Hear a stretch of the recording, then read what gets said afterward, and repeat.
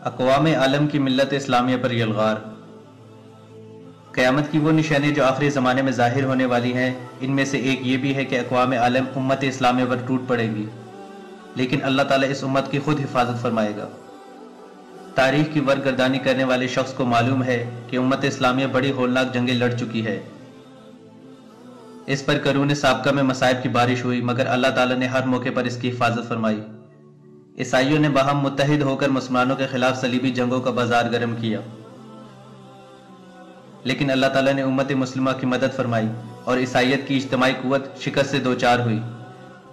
پھر تاتاریوں نے اسلامی ممالک کو تاراج کیا، مگر ان کا مکر بھی اللہ تعالیٰ نے انہی پر الٹ دیا۔ ہمارے اس موجودہ دور میں یہودی، عیسائی اور ہندو باہم مل کر امت اسلامیہ کو نقصان پہنچانے کی کوششوں میں مصروف ہیں، لیکن ہمیں اللہ کی بارگاہ سے بہت قوی امید ہے کہ وہ اہل اسلام کو ان کے دین کی طرف لوٹائے گا تاکہ انہیں فتح اور نصرت نصیب ہو سکے۔ ارشاد باری تعالیٰ ہے، جو اللہ کی دین کی مدد کرے گا اللہ بھی اس کی ضرور مدد کرے گا، بے شک اللہ بڑی قوت والا اور بڑے غلبے والا ہے۔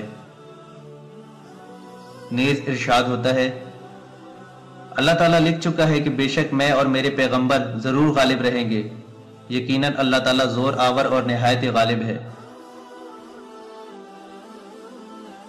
حضرت ثوبان رضی اللہ تعالیٰ عنہ بیان کرتے ہیں کہ رسول اللہ صلی اللہ علیہ وآلہ وسلم نے فرمایا، قریب ہے کہ اقوام عالم تم پر اس طرح ٹوٹ پڑے جس طرح بھوکے کھانے پر ٹوٹ پڑتے ہیں۔ کہنے والے نے کہا، اللہ کے رسول، کیا اس دن ہماری تعداد کم ہوگی؟ آپ صلی اللہ علیہ وآلہ وسلم نے فرمایا، نہیں، بلکہ تم اس دور میں کثیر تعداد میں ہوگے، مگر تمہاری حیثیت خس و خاشاک کے سیلاب سے زیادہ نہیں ہوگی۔ اللہ تعالیٰ تمہارے دشمن کے دلوں سے تمہاری ہیبت نکال دے گا اور تمہارے دلوں میں وہن ڈال دے گا۔ عرض کیا گیا، وہن کیا چیز ہے؟ فرمایا، دنیا کی محبت اور موت سے کراہت۔ یہ حدیث رسول اللہ صلی اللہ علیہ وآلہ وسلم کی نبوت کی صداقت کے دلائل اور علامت قیامت میں سے ہے۔ آج اقوام عالم امت اسلامیہ پر اس طرح حملہ آور ہو چکی ہے جس طرح بھوکے کھانے کے برتن پر ٹوٹ پڑتے ہیں۔ اس ذلت اور رسوائی کا سبب مسلمانوں کی قلت نہیں، وہ کثرت میں ہے، مگر اس کے باوجود گھاس پھوس سے زیادہ حیثیت نہیں رکھتے۔ وہ اس جھاگ کی طرح ہے جو سیلاب کے پانی کے اوپر آ جاتا ہے اور اس کا کوئی وزن نہیں ہوتا۔ آج امت مسلمہ کا یہی حال ہے۔ ان کی تعداد آج 1000 ملین سے زیادہ ہے، مگر ان کی یہ کثرت کمیت کے اعتبار سے تو ضرور ہے، مگر کیفیت کے اعتبار سے نہیں۔